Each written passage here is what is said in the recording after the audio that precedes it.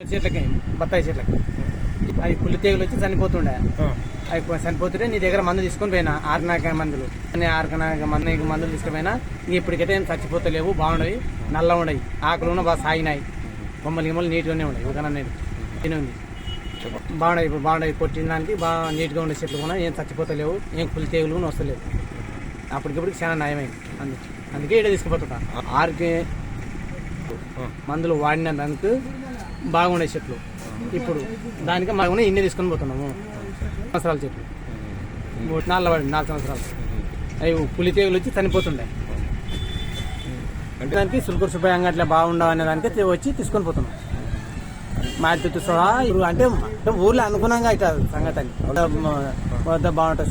సుల్కూరు సుబ్బయ్య అంగట్లో బాగుంటుంది, తెచ్చుకోనుకుంటా అంటే కొట్టినా బాగుంది అవగాహన.